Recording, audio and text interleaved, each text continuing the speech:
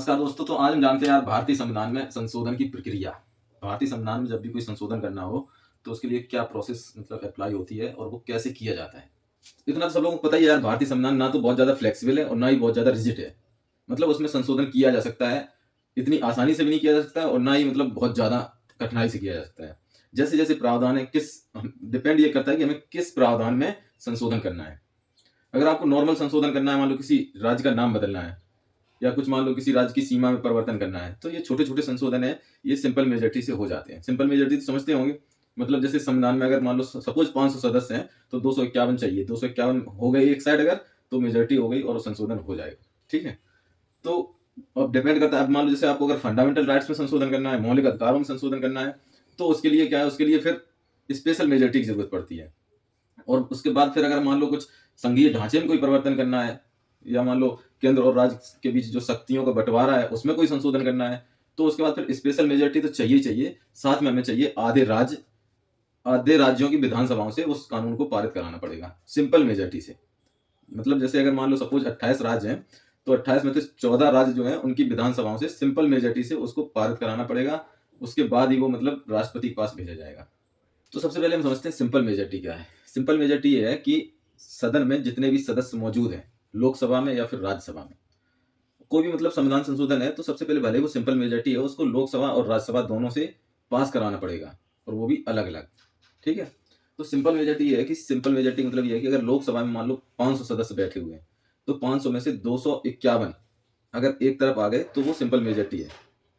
और इस पे ये डिपेंड नहीं करता है कि लोकसभा में टोटल सीटें कितनी हैं। इसमें सिर्फ ये डिपेंड करता है कि उस दिन पर्टिकुलर उस दिन जिस दिन बिल पेश किया जा रहा है, उस दिन लोकसभा में प्रेजेंट कितने लोग हैं और कितने लोग वोटिंग कर रहे हैं।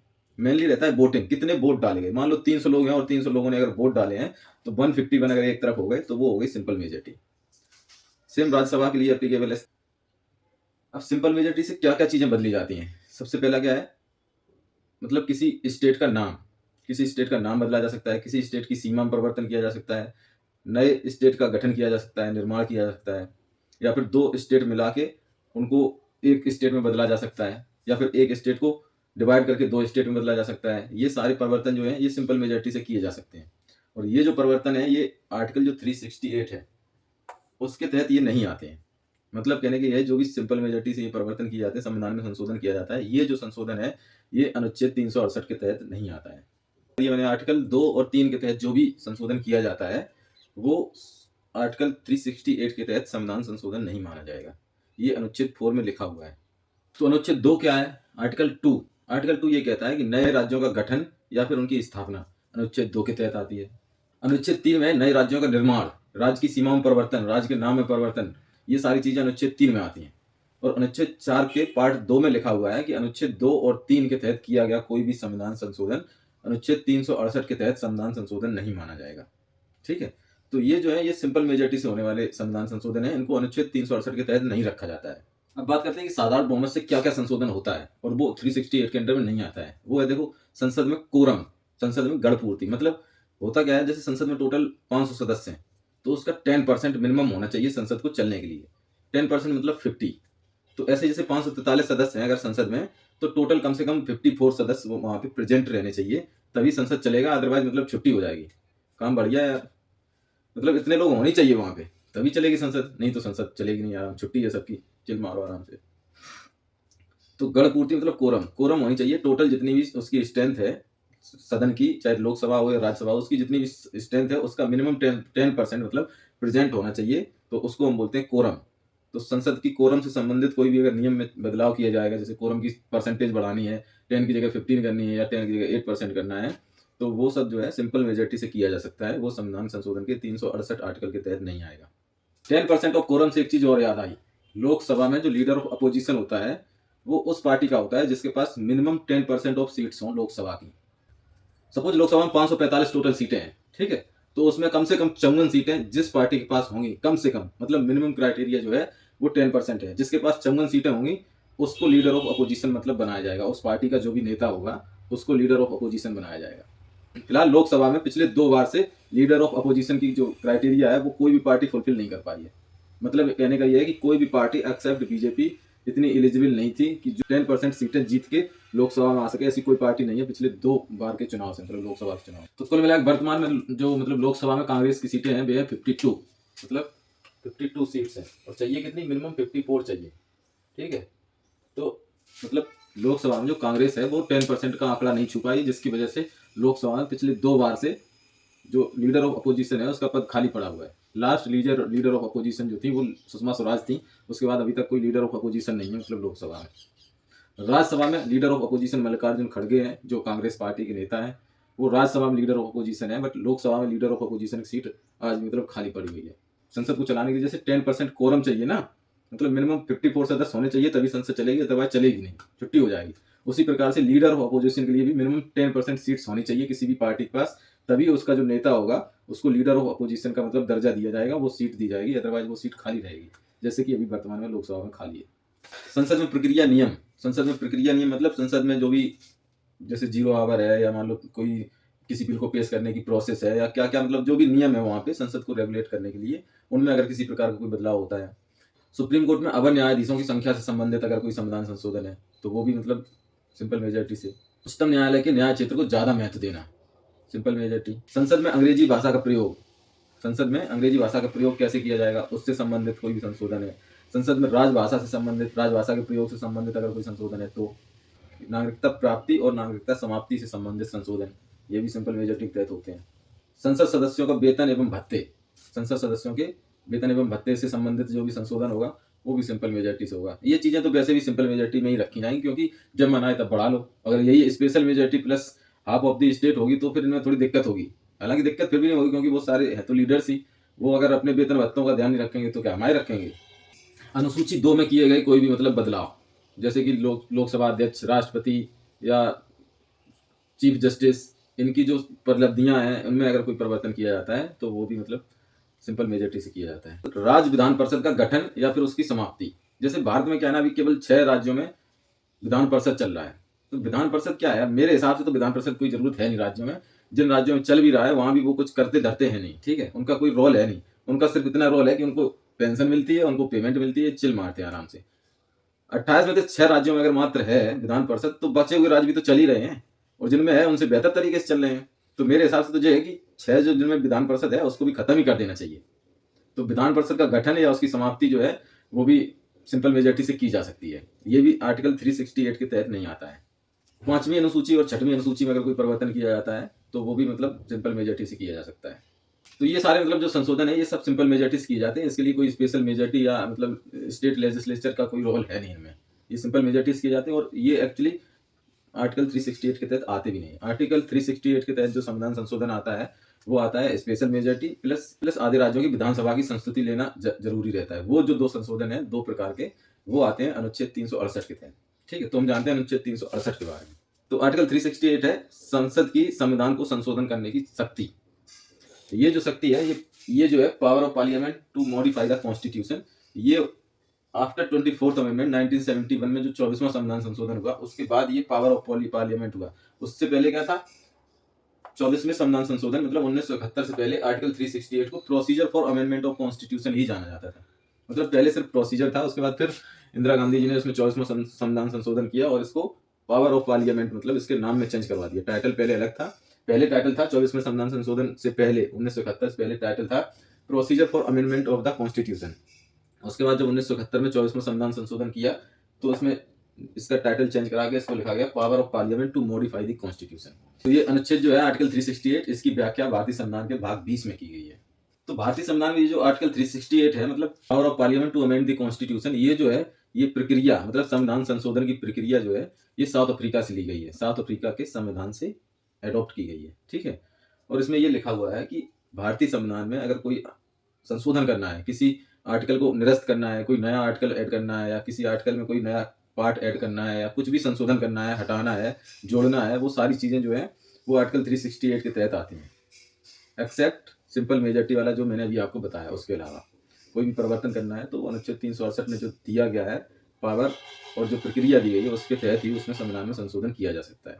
तो भारतीय संविधान 3 प्रकार से संशोधन किया जा सकता है। नंबर 1 है सिंपल मेजोरिटी, दूसरा है स्पेशल मेजोरिटी, तीसरा है special majority plus half of the state legislature. तो समझते हैं स्पेशल मेजोरिटी होती क्या है। स्पेशल मेजोरिटी एक्चुअली क्या है, लोकसभा में मान लो स्पेशल मेजोरिटी में पता करनी, तो लोकसभा की स्पेशल मेजोरिटी क्या होगी। देखो लोकसभा में टोटल सीटें हैं 545 है, नहीं मतलब थी 2 सीटें थी, वो एंग्लो इंडियन के लिए रिजर्व रहती थी, जो राष्ट्रपति मनोनीत करते थे 2 एंग्लो इंडियन को लोकसभा में। वो अभी 25 जनवरी 2020 से खत्म हो गया सिस्टम। अभी लोकसभा में एंग्लो इंडियन का कोई प्रतिनिधित्व नहीं है, वो जो 2 राष्ट्रपति मनोनीत करते थे वो खत्म कर दिया गया। तो अभी वर्तमान में टोटल 543 सीटें हैं। तो अगर 543 है तो स्पेशल मेजोरिटी क्या होगा। स्पेशल मेजोरिटी ये है कि टोटल स्ट्रेंथ जो है 543 है, 543 का हाफ तो चाहिए ही चाहिए। हाफ मतलब 272, 272 तो चाहिए चाहिए प्लस 1, 272 प्लस 1 मतलब 273। ये है सिंपल मेजोरिटी। 273 जो है वो है सिंपल मेजोरिटी। 273 सिंपल मेजोरिटी मतलब टोटल स्ट्रेंथ की सिंपल मेजोरिटी चाहिए plus present and voting. Present and voting, present मान लो जैसे अगर किसी दिन 420 प्रेजेंट है लोकसभा में, अगर 420 सदस्य प्रेजेंट हैं तो इसका हमें कितना चाहिए, 2/3, 2/3। 2/3 का मतलब कितना हो गया, मतलब 280।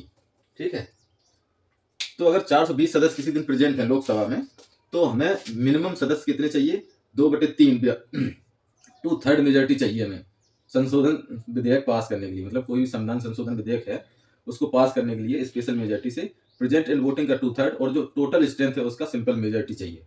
सिंपल मेजोरिटी मतलब 273 सदस्य तो होने ही चाहिए मिनिमम। ठीक है, अगर 273 से कम है तो संविधान संशोधन नहीं होगा। उसके बाद प्रेजेंट एंड वोटिंग जो है उनका 2/3 चाहिए, तो उनका 2/3 जो है वो 273 से ऊपर होना चाहिए, तभी ये मतलब वहां पे संविधान संशोधन जो विधेयक है वो लोकसभा से पारित होगा, अदरवाइज नहीं होगा। ठीक है, सेम राज्यसभा का भी यही सिस्टम है। ठीक है, राज्यसभा में मतलब जितनी स्ट्रेंथ है उसका simple majority plus present and voting का 2/3 बहुमत चाहिए। उसके बाद पहले लोकसभा से पास होगा, उसके बाद राज्यसभा में जाएगा, राज्यसभा के बाद फिर राष्ट्रपति के पास जाएगा, उसके बाद फिर वो अधिनियम बन जाएगा।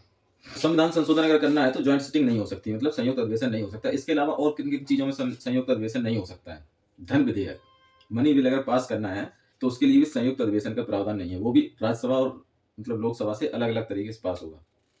तो संविधान में संशोधन करने के लिए क्या है, ज्वाइंट सिटिंग नहीं कर सकते हम, मतलब संयुक्त अधिवेशन नहीं बुलाया जा सकता है। दूसरा, संविधान में संशोधन करने के लिए अध्यादेश भी नहीं ला सकते हैं। मतलब कोई भी संविधान का संशोधन है तो वो क्या है, लोकसभा या राज्यसभा में पेश किया जा सकता है। संसद के द्वारा ही संविधान का संशोधन हो सकता है, सबसे पहली बात ये जान लो, संसद के द्वारा ही संविधान संशोधन हो सकता है। और संविधान संशोधन विधेयक जो है वो लोकसभा या राज्यसभा में किसी भी लोकसभा या राज्यसभा के सदस्य के द्वारा मतलब पेश किया जा सकता है। और इसको क्या है, राष्ट्रपति की पूर्व मंजूरी की आवश्यकता नहीं है, राष्ट्रपति से पहले अनुमति लेने की या उसको मतलब बताने की जरूरत नहीं है। ये संसद का कोई भी सदस्य ला सकता है, सरकारी या गैर सरकारी। सरकारी सदस्य कौन होते हैं, गैर सरकारी कौन होते हैं संसद में। सरकारी सदस्य एक्चुअली वो माने जाते हैं जो कैबिनेट के मंत्री हैं। ठीक है, तो जो मंत्री रहते हैं वो रहते हैं सरकारी सदस्य, और अदर देन मंत्री जो है, जो नॉर्मल सांसद हैं, वो गैर सरकारी सदस्य माने जाते हैं। तो ये कोई भी मतलब उसको संसद में ला सकता है, और संसद में लाने के बाद फिर वही प्रोसेस चलती है जो बताया अभी, सिंपल मेजोरिटी वाली, स्पेशल मेजोरिटी वाली, प्लस स्पेशल मेजोरिटी और आधे राज्यों के विधानसभा से पास होना चाहिए। तो ये अलग अलग टाइप के संशोधन है। तो आर्टिकल 368 के तहत क्या है, 2 प्रकार के आते हैं, एक स्पेशल मेजोरिटी वाला और दूसरा स्पेशल मेजोरिटी प्लस आधे राज्यों का विधानसभा से मतलब उसको पारित होना चाहिए। लोकसभा और राज्यसभा में मतलब स्पेशल मेजोरिटी से पास होने के बाद ये भेजा जाता है राष्ट्रपति पास। और राष्ट्रपति क्या है, इसमें अपनी स्वीकृति देने के लिए बात है, राष्ट्रपति इसको लटका भी नहीं सकता है, ना ही इसको वापस कर सकता है, कुछ नहीं कर सकता है। राष्ट्रपति इस पर अपनी स्वीकृति देता है। राष्ट्रपति की स्वीकृति देने के बाद क्या है, ये एक विधेयक बन जाता है और उस विधेयक की शर्तों के हिसाब से संविधान में संशोधन कर दिया जाता है। तो ये है संविधान संशोधन प्रक्रिया स्पेशल मेजोरिटी के तहत। ठीक है, तो इसमें क्या क्या स्पेशल मेजोरिटी के तहत क्या क्या संविधान संशोधन किए जाते हैं। एक तो है फंडामेंटल राइट्स, मौलिक अधिकार। मौलिक अधिकारों में जब भी कोई संविधान संशोधन करना होगा तो स्पेशल मेजोरिटी की जरूरत है। डीपीएसपी मतलब directive principle of state policies, DPSP राज्य के नीति निर्देशक तत्व। राज्य के नीति निर्देशक तत्वों में जब भी कोई संविधान संशोधन किया जाएगा तो उसके लिए स्पेशल मेजोरिटी की जरूरत है। और वे सभी उपबंध जो प्रथम और तृतीय श्रेणी से संबंधित नहीं है, उनमें अगर कोई संशोधन करना है तो वो स्पेशल मेजोरिटी के तहत किया जाएगा। ठीक है, आर्टिकल 368 में स्पेशल मेजोरिटी के तहत ये 3 प्रकार के संशोधन होते हैं। उसके अलावा हम जाते हैं special majority plus half of the state legislature. Special majority तो चाहिए ही चाहिए लोकसभा और राज्यसभा से, उसके अलावा देश के आधे मतलब जो राज्य हैं उनकी विधानसभा से इसको पास कराना जरूरी है, तभी हम इस प्रकार के संविधान संशोधन कर सकते हैं। तो इसमें क्या आता है, इसमें आता है जब भी देश के किसी संघीय ढांचे में या संघीय प्रावधान जो है उनमें अगर किसी प्रकार का परिवर्तन किया जाएगा तो वो इस प्रक्रिया के तहत किया जाएगा। जैसे कि राष्ट्रपति के चुनाव की प्रोसेस है, उसमें अगर किसी प्रकार का परिवर्तन करना है तो इसमें इस पॉलिसी के तहत किया जाएगा, इस प्रक्रिया के तहत किया जाएगा। उच्चतम न्यायालय मतलब सुप्रीम कोर्ट या हाई कोर्ट से रिलेटेड कोई भी मतलब प्रावधान है, अगर उसमें किसी प्रकार परिवर्तन करना है तो वो भी उसके लिए भी इस प्रोसीजर की जरूरत है। 7वीं अनुसूची में किसी प्रकार का अगर कोई बदलाव करना है, उसके लिए भी special majority plus half of the state legislature से पारित कराना जरूरी है। और क्या है, समवर्ती सूची में मतलब केंद्र और राज्य के बीच में शक्तियों का जो बंटवारा है, उसमें अगर किसी प्रकार का बदलाव करना है, मान लो राज्य की शक्तियां कम करनी है, केंद्र की शक्तियां बढ़ानी है, या केंद्र की शक्ति कम करनी है, राज्य की शक्ति बढ़ानी है, तो उसमें अगर किसी प्रकार का बदलाव करना है, केंद्र राज्य की शक्तियों के बीच में जो वितरण है उसमें किसी प्रकार का बदलाव करना है, तो उसके लिए भी हमें स्पेशल मेजॉरिटी तो चाहिए, साथ में हमें देश के आधे जो स्टेट लेजिस्लेचर हैं उनसे उसको पास कराना जरूरी है, तभी वो संविधान संशोधन किया जा सकता है। अभी तक क्या है, भारतीय संविधान में अनुच्छेद 368 का प्रयोग करते हुए अभी तक 105 संविधान संशोधन किए जा सकते।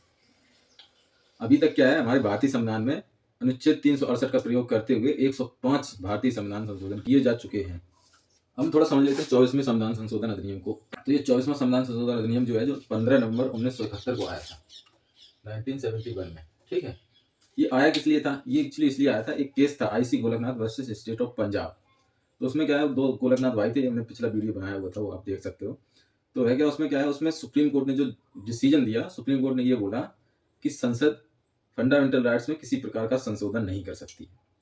ये डिसीजन सुप्रीम कोर्ट ने दिया। तो सुप्रीम कोर्ट के इस डिसीजन को बदलने के लिए ये 24वां संविधान संशोधन किया गया। 24वें संविधान संशोधन में क्या किया गया, आर्टिकल 368 में क्लॉज 3 जोड़ा गया। क्लॉज 3 ऐड करने के बाद उसमें ये लिख दिया गया, nothing in this article shall apply to the amendment made under article 368। मतलब भारतीय संविधान के अनुच्छेद 368 के तहत किया गया कोई भी संविधान संशोधन अनुच्छेद 13 की परिधि से बाहर है। मतलब अनुच्छेद 13 का उस पर किसी प्रकार का असर नहीं है, मतलब उसको अनुच्छेद 13 के तहत चैलेंज नहीं किया जा सकता है। ये लिखवा दिया गया 24वें संविधान संशोधन अधिनियम में अनुच्छेद 368 के क्लॉज 3 में। साथ ही साथ अनुच्छेद 13 में क्लॉज 4 ऐड करके ये लिखवा दिया गया, nothing in this article shall apply to the amendment made under the article 368। तो फिर से मोटा मोटी समझ लेते हैं, मतलब संविधान में संशोधन करने की प्रक्रिया क्या है। संविधान में संशोधन करने की एक्चुअली 3 प्रक्रियाएं हैं। पहली प्रक्रिया है साधारण बहुमत के द्वारा, दूसरी है स्पेशल मेजॉरिटी के द्वारा, तीसरी है special majority plus half of the state legislature. तो साधारण बहुमत वाली तो पता ही है आपको, नॉर्मल मतलब कई सारे ऐसे प्रावधान होते हैं जिनको हम सिंपल मेजॉरिटी से, मतलब प्रेजेंट एंड वोटिंग की जो सिंपल मेजॉरिटी है उससे हम उसको अमेंडमेंट कर सकते हैं। जैसे कि भारतीय संविधान के अनुच्छेद 2 और 3 में जो भी मतलब व्याख्या की गई है उसको हम परिवर्तित, जैसे मान लो नए राज्य का गठन है, किसी नए राज्य की मतलब सीमा में परिवर्तन है, राज्य का नाम है, ये सारी चीजें जो है इनको मतलब संशोधित करने के लिए संविधान में संशोधन करने की जरूरत नहीं पड़ती है। आर्टिकल 368 के तहत उसको संशोधन माना ही नहीं जाएगा। ये साफ साफ अनुच्छेद 4 में लिखा हुआ है, भारत के संविधान के आर्टिकल 4 में ये लिखा हुआ है, any amendment made under article 2 and article 3 would not be considered as a constitutional amendment under the article 368। ठीक है, तो उसको मतलब माना ही नहीं जाएगा, ये मतलब संविधान संशोधन है, वो तो नॉर्मल एक प्रोसीजर है। अब क्या है, संविधान संशोधन मान लो अगर आपको करना है फंडामेंटल राइट्स में या डीपीएसपी में करना है, directive principle of state policies में करना है, तो उसके लिए क्या है, उसके लिए आपको चाहिए स्पेशल मेजोरिटी। स्पेशल मेजोरिटी मतलब ये है कि अगर मान लो लोकसभा में टोटल 500 सदस्य हैं तो मिनिमम 251 तो होने ही चाहिए, प्लस साथ में ये है कि प्रेजेंट एंड वोटिंग का 2/3 बहुमत, लोकसभा में भी राज्यसभा में भी सेम। तो प्रेजेंट एंड वोटिंग का 2/3 बहुमत प्लस सिंपल मेजोरिटी, मतलब टोटल स्ट्रेंथ की जितनी सीटें हैं उनकी simple majority plus present and voting की 2/3 बहुमत, वो होना चाहिए। उसके बाद ही मतलब वो कोई बिल लोकसभा से पास होगा फिर राज्यसभा से होगा।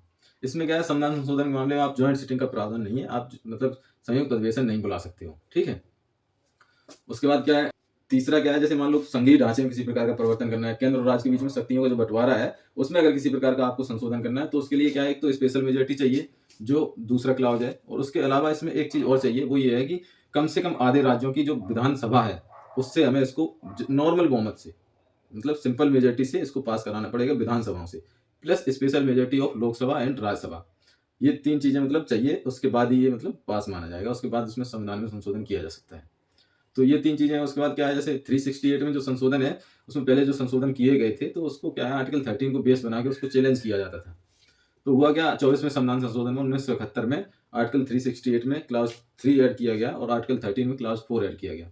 आर्टिकल 368 में क्लॉज 3 के तहत ये लिखवा दिया गया कि कोई भी संशोधन जो अनुच्छेद 368 के तहत किया जाएगा वो अनुच्छेद 13 की सीमाओं से बाहर रहेगा, उसको अनुच्छेद 13 के तहत चैलेंज नहीं किया जा सकता।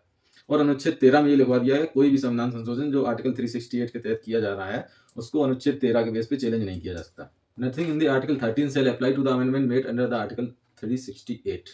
साथ ही साथ अनुच्छेद 13 में लिखवा दिया कि क्लास 4 ऐड करके nothing in this article shall apply to the amendment made under the article 368। भारतीय संविधान के भाग 20 में एक ही अनुच्छेद है आर्टिकल 368, और उसमें क्या है, संविधान संशोधन प्रक्रिया दी गई है, और उसमें क्या है, मतलब इसको जो संविधान संशोधन प्रक्रिया है संसद के किसी भी सदन में लाई जा सकती है। इसके लिए मतलब राष्ट्रपति की पहले से सिफारिश की कोई आवश्यकता नहीं है, उसकी संस्तुति लेने की जरूरत नहीं है। इसको किसी भी सरकारी गैर सरकारी सदस्य द्वारा किसी भी सदन में लाया जा सकता है। सरकारी गैर सरकारी का मतलब यह है कि मंत्री के द्वारा भी लाया जा सकता है, नॉर्मल किसी सांसद के द्वारा भी लाया जा सकता है।